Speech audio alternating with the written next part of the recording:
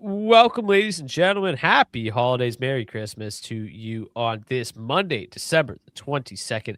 I am your host, Brock Seguin, managing fantasy editor of dailyfaceoff.com. And as always, I'm joined by my friend and Mr. Oilers Nation himself, Zach Laing. Zach, how are you doing today, my friend? Brock, I'm doing good, man. Busy day around here, right? We've got a sweet little DFS slate. We've got some Monday night football. I don't know about you, but I still got Christmas shopping to do. So I'm going to be ripping around the city of Edmonton here tonight and this afternoon, trying to get everything done, trying to jam in some NHL lineups, trying to get a couple football contests in. But I'm ready for another exciting show, man.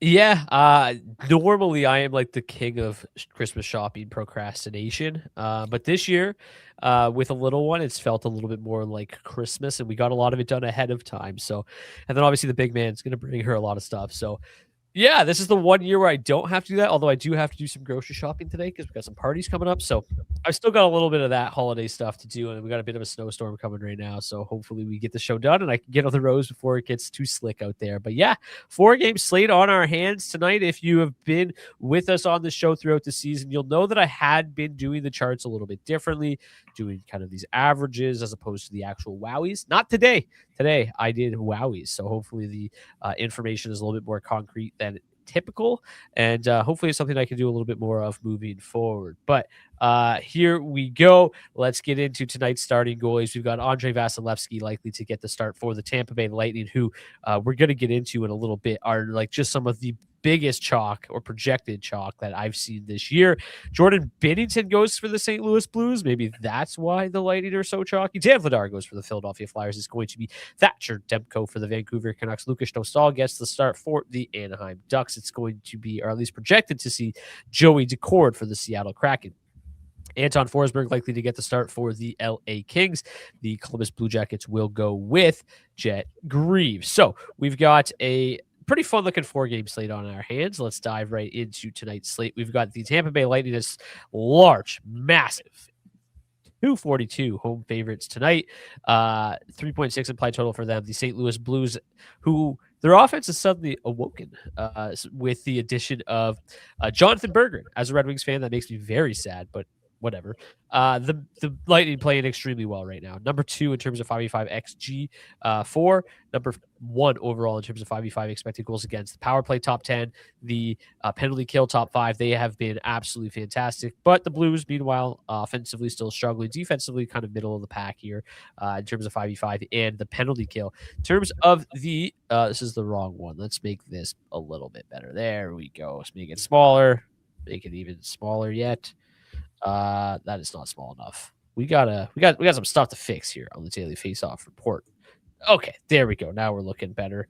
Okay, let's take a look at this first game. So Tampa won, as I mentioned, ridiculously chalky. Projected for 28% ownership. It could, in fact, be a little bit higher. So let's just see what it would actually be sitting at.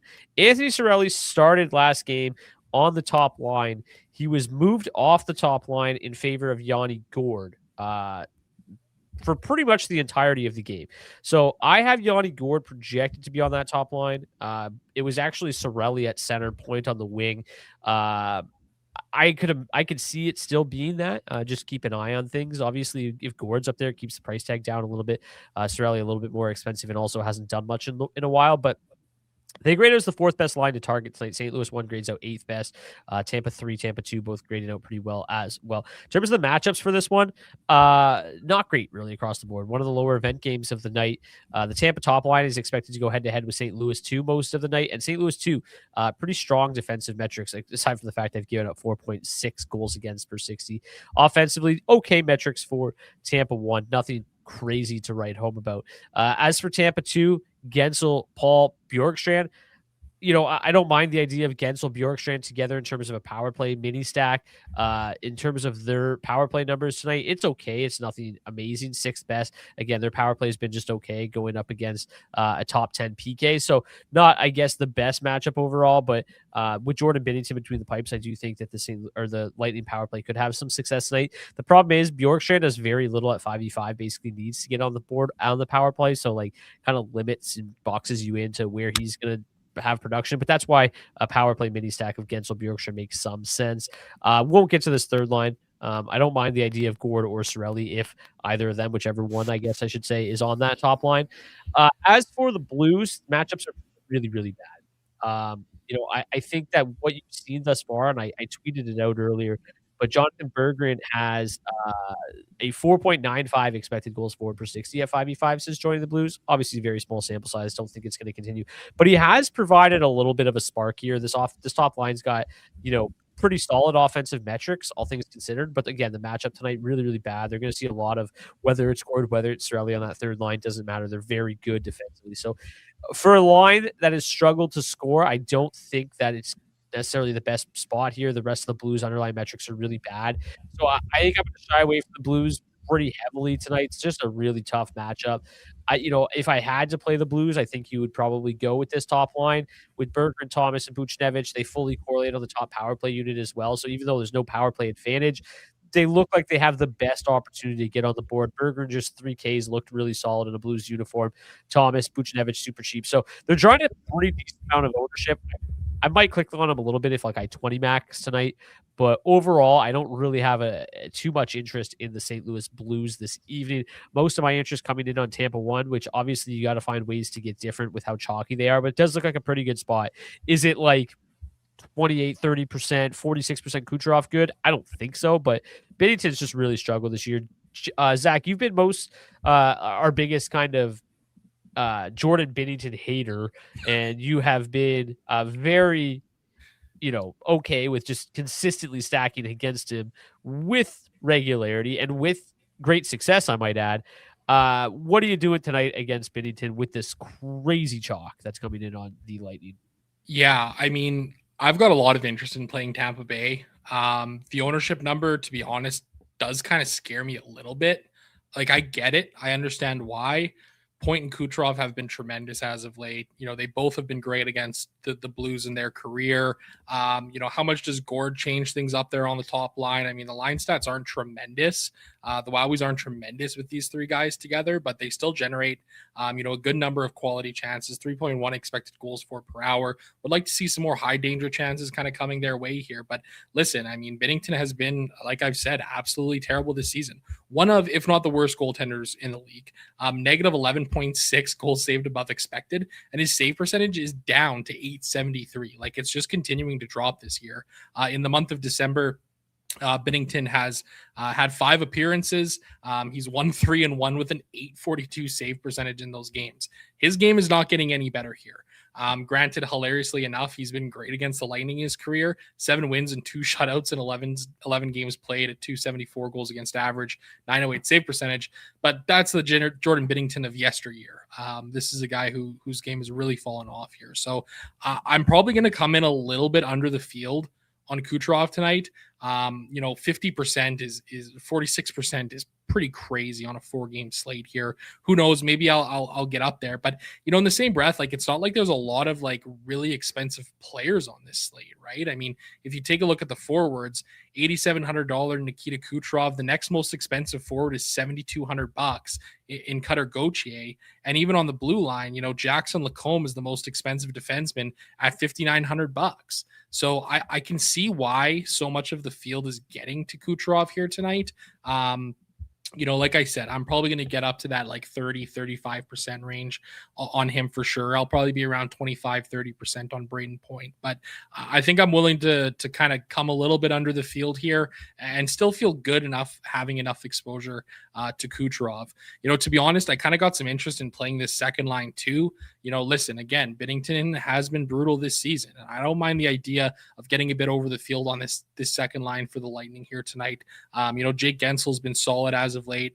The problem is Bjorkstrand and Paul haven't really done a whole lot lately, but hey, if they can pick up an assist or two or find a way to bang in a goal, there's certainly a route to Tampa 2 being optimal here tonight. I think I'm going to get a little bit over the field on them, coming a little under on that top line for the Lightning, even though I was, coming into the show being like, yes, smash the Lightning tonight, get over the field on Tampa 1. Well, it's a pretty high ownership number as a whole for them. Yeah, you made the same point as T. Olson 98 did in the chat. So easy to one off Kucherov tonight. And that's the thing with the way the pricing is it's so easy to get there. Very soft pricing this evening. And I think like the other thing is like when you take a look at the slate, like I don't think Philly Vancouver is necessarily going to be fireworks.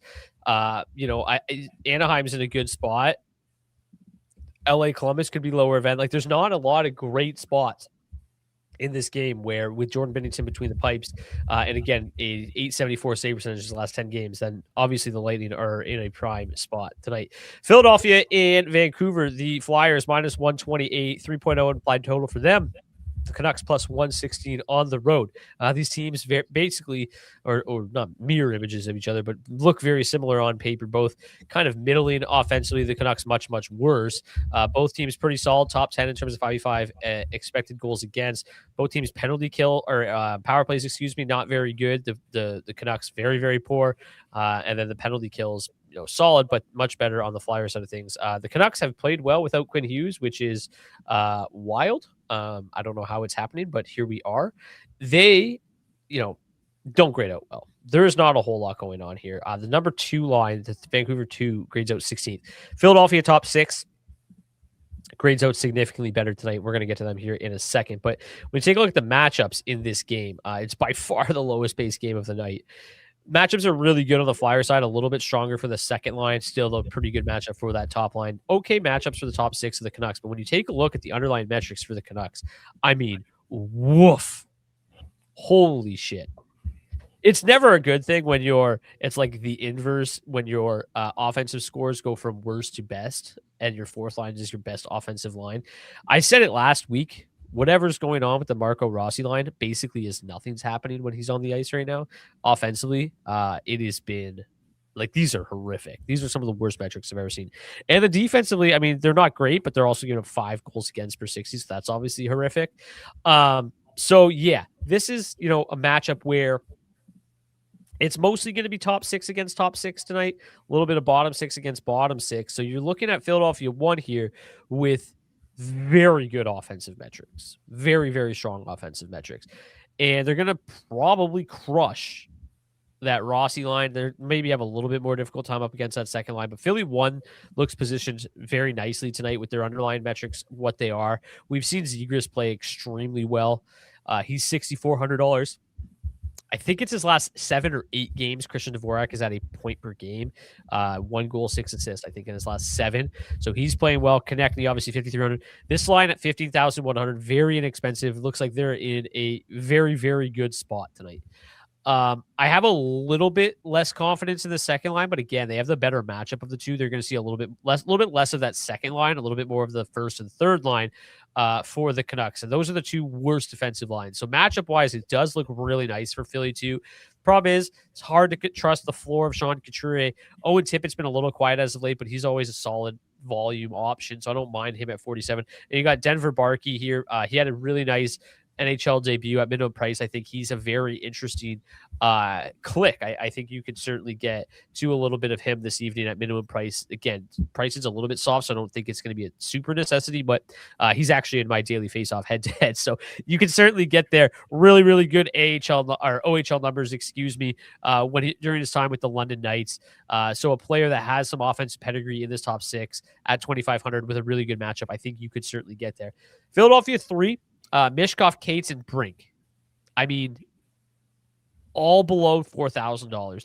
They're crazy cheap. The problem, even with Mishkov down there, there's just nothing happening right now offensively. There's extremely low event hockey. So I have a little bit of a tricky time getting there. The matchup is pretty good. I think you could consider them as a value option tonight, but the offensive numbers for Cates and Brink without Tyson Forrester are drastically different than what they are with Tyson Forrester. So even with Mishkov down there, the offensive metrics are pretty brutal. But at that price tag, I think they're an okay option to kind of go with a little bit of a stars and scrub build. I think that they are certainly capable of getting there this evening. Before I get to you, Zach, though, like Thatcher Demko would be the one thing that scares me a little bit off of the Philadelphia Flyers because he has been absolutely fantastic since coming back in the lineup. His last 3 games specifically, he has given up 2 goals on 72 shots. He has a 972 save percentage in his last 3 starts against the Devils, against the Rangers, and against the Islanders. So he went through the state of New York and just absolutely slammed the door shut. So does that give you any pause on these Philadelphia Flyers who grade out pretty well? Because like to me, I don't mind the Flyers tonight, but boy, this sure looks like a game that could be 2-1. Yeah, absolutely. Right. I mean, I think that's the biggest concern here with playing the Flyers. I think for me, I'm going to get a bit over the field on them here. I mean, for as good as Ingram or as Demko has been here lately, and he has been great. Like this is just a Canucks team that is just abysmal. I mean, you showed the numbers. The offensive metrics are absolutely terrible for them. Defensively, there's that top line is a complete mess. Granted, the bottom or the second, third, and fourth lines have some better defensive metrics, especially in the goals against column. But I mean, I still think this is a team that's extremely gettable. The Flyers have been playing good hockey here as of late, still on a bit of a shooting heater, shooting 10.2% at 5-on-5 over their last 10 games played here. I think what's interesting too is like Demko has been good against the Flyers in his career. 4 games played, just 1 win. And I think that's the big concern here. There's not a lot of win equity, it feels like, for the Canucks. But a 278 goals against average and 922 save percentage. In those games, he has made 40, 32, 31, and 28 saves. So I think for me, like what I'm going to do is kind of get a bit over the field on the Flyers here, and then probably get a bit over the field on my Demko ownership in a 20 max tonight. He's projecting for about 12%. I don't mind getting up to, the 20% mark because this game does have the feel of, it's either kind of going to be a Flyers blowout here where they kind of run the score up a bit, or it's going to be a tighter checking, lower scoring game. So I think having exposure to kind of both sides of that is kind of the route that I'm most interested in going. For me, I got some interest in that second line, especially with Denver Barkey there at $2,500 minimum priced. That's a really interesting play tonight. But this top line has been so good this season, and this third line too, has had some moments throughout the course of this season where they've been really good. Solid matchup score for them. So I think that's kind of the way that I'm looking at this one here. In terms of the Canucks, I just don't really know if I'm going to even click on any of them here. It's a gross matchup.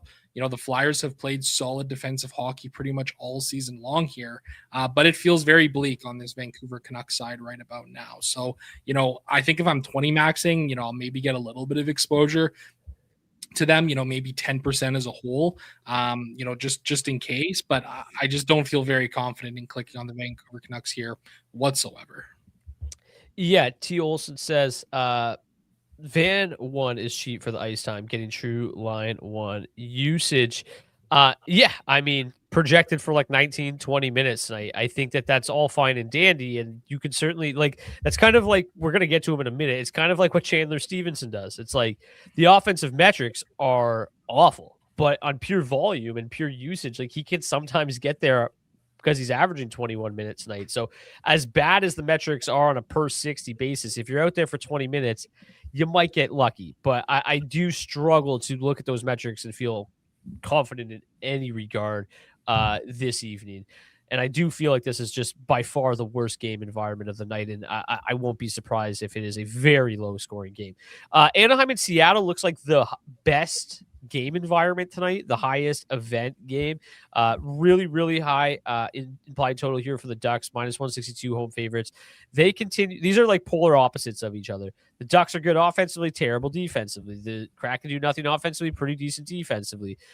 Both teams struggle on this in the special teams department, but even with the 32nd ranked power play or 31st ranked power play here, the Ducks still draw the number 1 power play advantage tonight because the Kraken are so bad on the penalty kill this evening. Might have buried the lead a bit here on the Ducks. Leo Carlson is out. In the morning skate, Mikkel Granlund moved up to the top line between Chris Kreider and Troy Terry. The second line remained Cutter Gauthier, Mason McTavish, Beckett Seneca. And then they have Jansen Harkins drawing in on the fourth line, presumably going to be Alex Killorn. That moves up to the third line. It could also be Ryan Poehling, and Strome remains on the wing with Harkins playing center on the fourth line.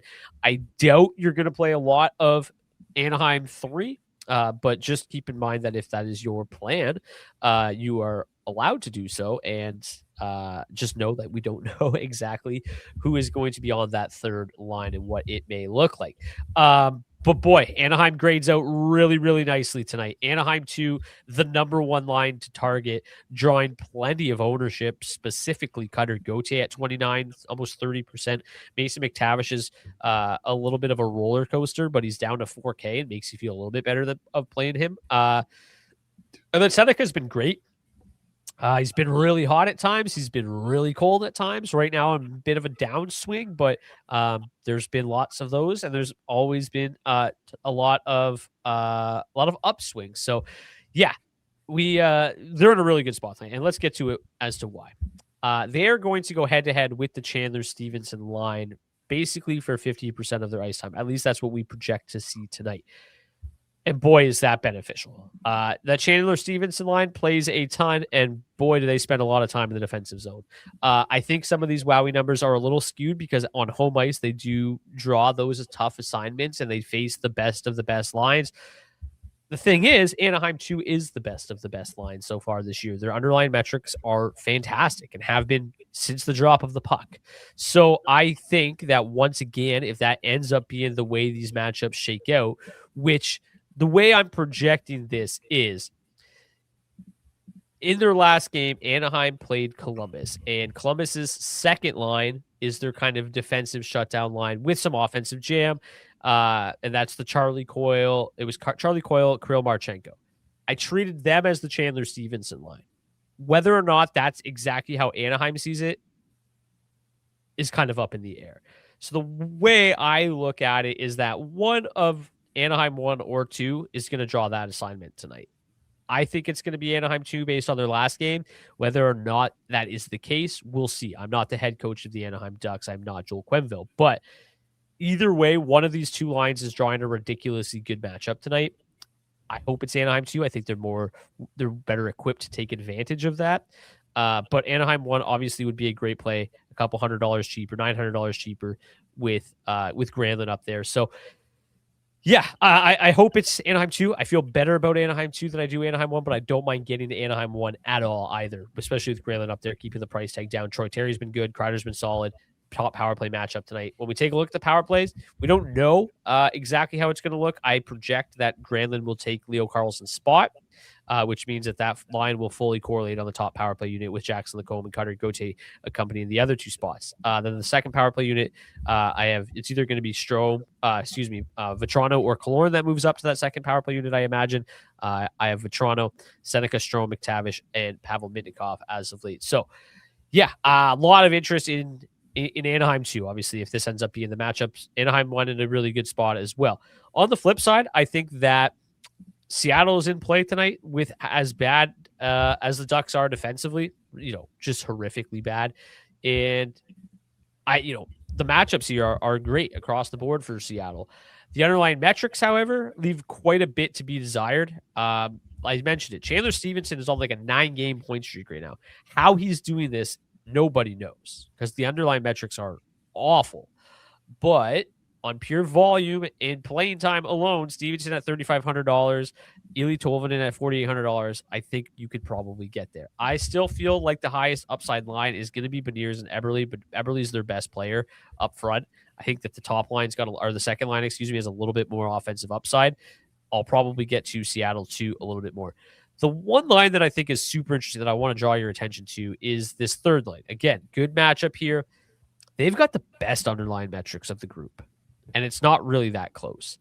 So the idea of a Shane Wright and Yanni Neiman mini stack, I think, is very appealing tonight. Very low owned, very low salary. That's like the Seattle line that I'm probably going to end up getting over the field on. Because if you take a look at these top two lines, drawing quite a bit of ownership. And the sneaky play might be Seattle 3. So what are your thoughts here on the Anaheim Ducks and Seattle Kraken? Yeah, I agree with you. I think Seattle 3 is in a really interesting spot here. Obviously, the metrics are solid for them offensively here. They draw a good matchup score. There's a couple of players that are really interesting on Seattle for me. One of them is Shane Wright. 6 games played against the Ducks in his career, 4 goals and 7 points. He doesn't really seem to put numbers like that up against anybody else, but for whatever reason, he loves going up against Anaheim. Yanni Neiman, solid shot volume over his last 20 games, 9 per hour, even if it's dipped a little bit here in his last 10 or so. And then the other guy that I'll shout out here too on the Seattle side, Matty Beniers, exact same thing. 12 games played against the Ducks in his career, 6 goals and 18 points. Ridiculously good production for whatever reason. If you look at the last 4 games between these two teams dating back to the start of the last season, 3-1 win for the Seattle Kraken, 6-4 win for the Ducks, 5-2 win for the Ducks, 3-2 win for the Seattle Kraken. I got a lot of interest in this game here tonight. Anaheim 2 looks absolutely tremendous. I'll be playing quite a bit of them. I'll be getting to some of this top line for the Ducks as well, probably a little bit under the field on them as a whole. And then, for Seattle, I'll probably be meeting the field somewhat close on that top 6 and getting over the field on that third line. Again, that right Neiman mini stack is really interesting. I mean, I think if you want to get your Kucherov lineups different tonight, that is certainly a route that you can go. 100%. Like, I think that's a really fascinating, spot to kind of pair up here. So yeah, a lot of interest in this game here. Lucas Dostal been terrible against Seattle in his career, 7 games played, just 1 win. Joey Daccord, 4 wins and 5 starts against Anaheim in his career. It should be a really interesting game tonight. I really like the look of this matchup as a whole here tonight. Again, highest pace score of the night. There's solid matchups on both sides of the rink here. This one looks like an absolute blast. Yeah, in terms of my XG model, Tampa has the highest XG of the night, followed by Anaheim and Seattle, number 2 and number 3. So by far the best game environment, according to my numbers tonight. LA hosts the Columbus Blue Jackets, -160 home favorites tonight. I'm assuming, let me pull it up. I'm assuming that that's moving even yet because Zach Werenski is out. No, I am a liar. They're actually down to -148. So it's moving in the opposite direction. So somebody really likes the Columbus Blue Jackets this evening. The Kings offense continues to be absolute cheeks. Defensively, though, they're very good. They also kill penalties at a good rate. Now, these two teams are polar opposites of each other. Blue Jackets, good offensively, bad defensively. Good on the power play, bad on the power play. Like, it's just complete opposites. I think it's hard to have a ton of faith in the Columbus Blue Jackets tonight without Zach Werenski. That being said, they're very cheap. Very cheap. Top line looks different than it has. Every line, I should say, looks different than it has. Mason Marchment was acquired by the Blue Jackets over the weekend. He immediately made his debut on the top line with Fantilli and Kent Johnson. Kent Johnson does not shoot the puck, ever. He's allergic to it. I swear to you. He's 3K. He might pick up an assist at best. Other than that, there's not much to write home about with him. I don't mind Mason Marchment and Adam Fantilli mini sacks. They looked pretty good together in a line the other night. But again, with no Werenski, I think this team's going to struggle a bit. Boone Jenner's been the hottest of the bunch. I don't mind the idea of like a Jenner Marchenko mini stack. The second line, Voronkov's done absolutely nothing. Monahan's done absolutely nothing as of late. Cole Sillinger rarely does anything. So, yeah, I think the Blue Jackets are in an okay spot, but without Werenski, I do have pretty high levels of concern. On the Kings side of things, I think we always have levels of concern with the Kings offense because they don't do much. Let's take a look at the offensive metrics here. They paint a very clear picture. Top line, not doing much. Second line, been okay. Third line, surprisingly good offensive metrics. I think this is a similar play to Seattle 3 with Turcotte. He's looked a little bit better. They traded Philip Deneau. They're starting to put more trust, more ice time in Alex Turcotte's bucket, and we'll see how he responds. So far, no points his last 6 games.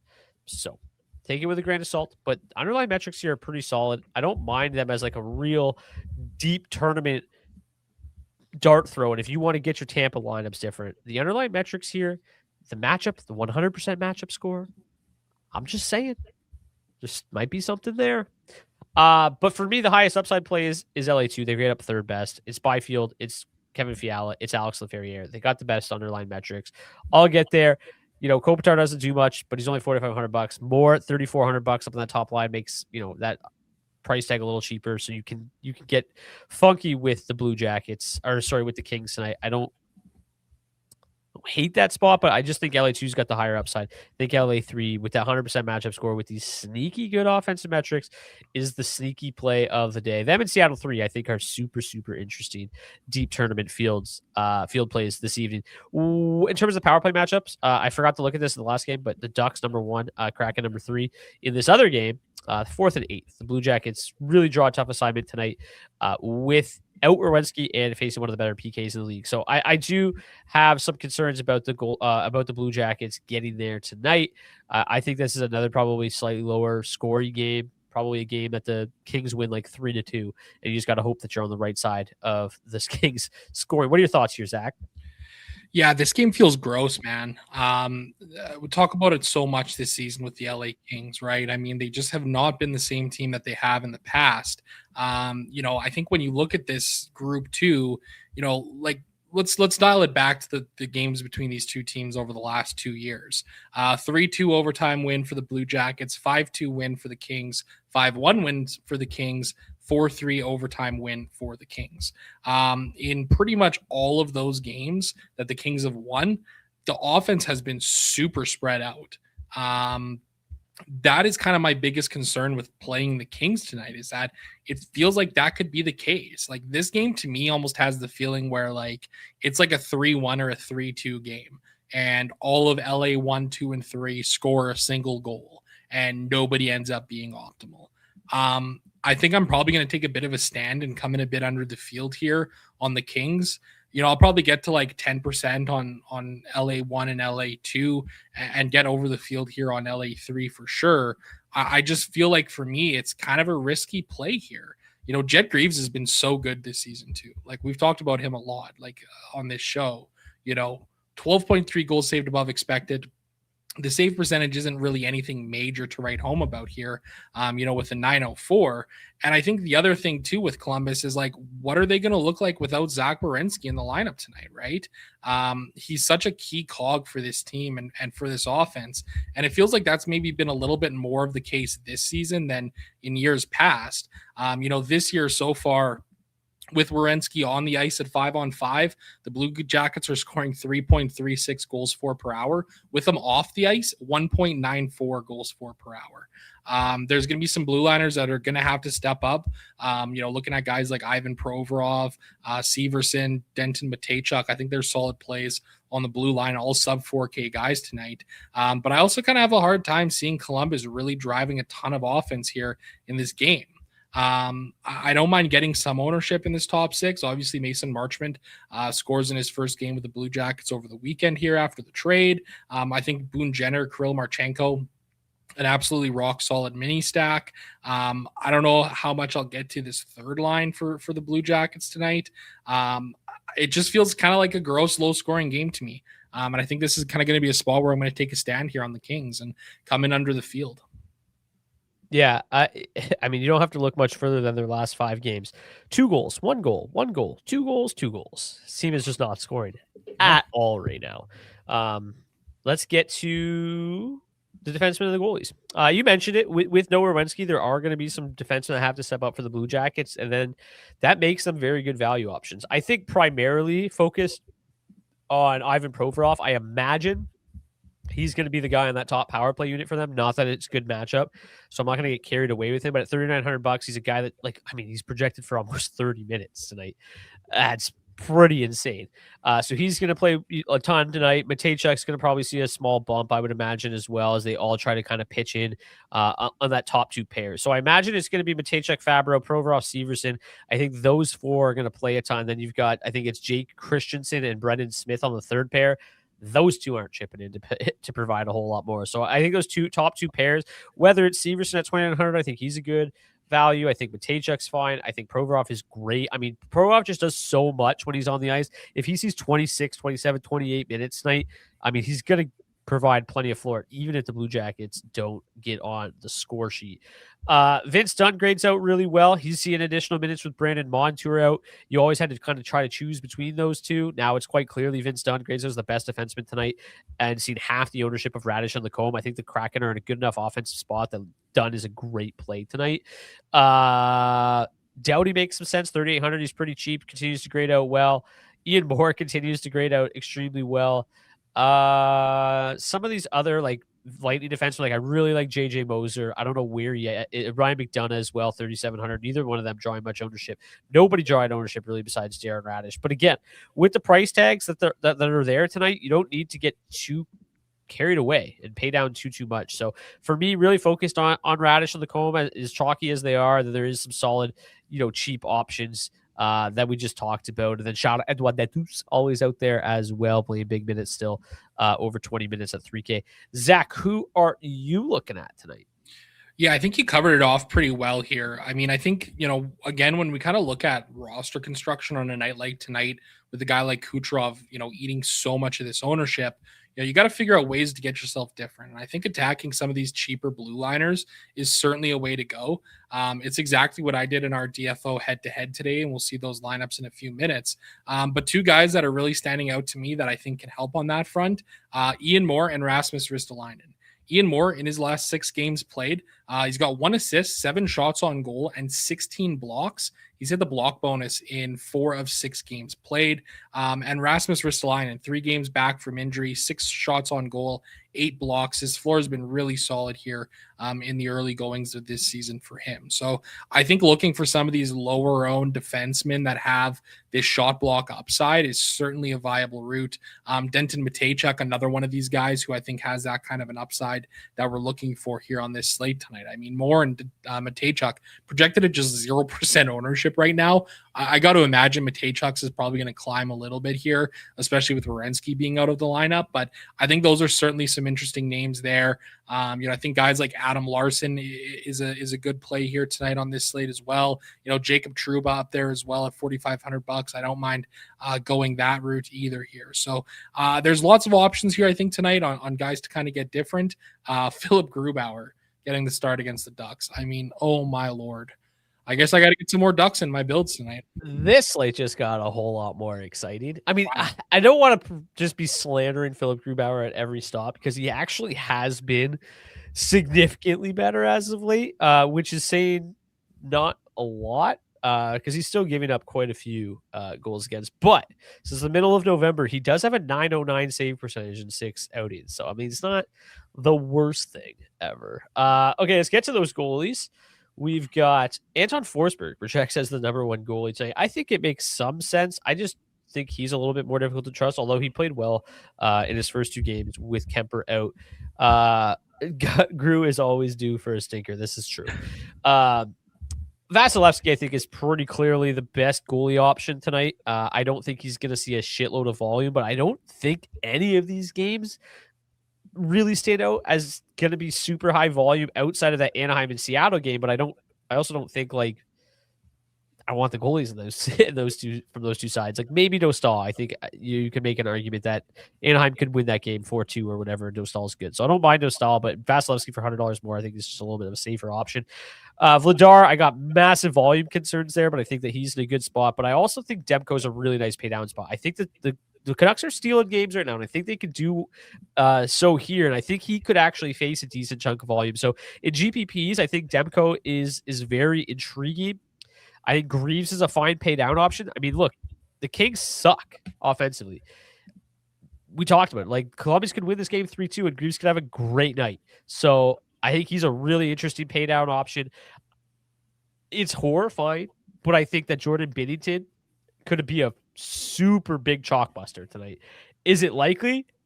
Yeah, exactly. That is the puke play of the night for sure. I don't think anybody's going to feel super good about him. But boy, if he stands on his head against 50% owned Tampa 1, I mean, the leverage is a little too big to ignore, in my opinion. Again, if I'm building one lineup tonight, unless I'm trying to win exclusively 10,000 and I don't care about losing all of my money, then yeah, I think Bennington is an interesting chalk busting play. So I think there's a lot of avenues to go tonight. If I had to pick one goalie, you'll see in my daily face-off, it's Vasilevsky. Yeah, I agree with you on that front. I think Vasi is far and away the best play on this slate. Listen, it is absolutely plug your nose season if you're playing Jordan Binnington here. But again, I mentioned this earlier, 11 games played against Lightning in his career, 7 wins, 2 shutouts, 274 goals against average, 908 save percentage. If he can kindle up some of that magic here tonight, I mean, boy, like there's certainly a route where, that could happen. Will it happen? Who knows? I mean, in the same breath too, like Tampa's power play has kind of been sputtering as of late. The Blues penalty kill has been good.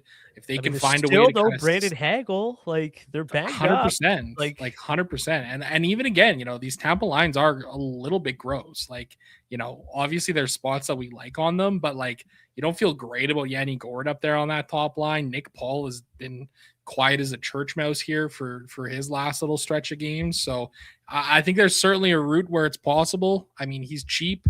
That's the nice thing about going with Bennington here tonight at $7,400. But I also like paying down $200 more or $200 less rather, and just playing Jet Greaves. He's going to see an absolute boatload of volume here tonight in this matchup. So I think for me in the 20 max world tonight, I'm going to get at least 5% on pretty much every goaltender here tonight. I mean, if I'm going to play 5% Jordan Bennington, I guess I'm going to have to play 5% Philip Grubauer as well. Even though in the month of December, he is 0-4 with an 886 save percentage. Granted, one of those was a relief appearance against the Edmonton Oilers where he got absolutely shelled. His other 3 games, much better at a 906 save percentage, but still, it's Philip Grubauer. Okay. I just took a look at the betting odds. The under for team total, under 1.5 team total for the Lightning, 16.4% tonight. Shutout, 6% tonight. I mean, those odds aren't terrible. And the leverage would just be ginormous. Now, I'm not advocating this. I mean, this is a perfect. Does building a Bennington build come with a puke bucket? Yes. I think it should. But I'm just saying. Okay, let's get to our hat trick pick challenge. If you want to participate in today's hat trick pick challenge, all you got to do is drop your hat trick pick in the comment section of the video on YouTube, not the live chat. Wait till the show ends. Drop it in there. If your player scores a hat trick, we'll get you a $25 gift card to Nation Gear. You can pick up some DFO swag. If someone scores a hat trick that nobody picked, we'll raffle it off to anybody who submitted a pick. We were like scorching hot there with hat tricks for a while. We do have to raffle one off for Kiefer Sherwood. We'll do that tomorrow. Do a little Christmas giveaway.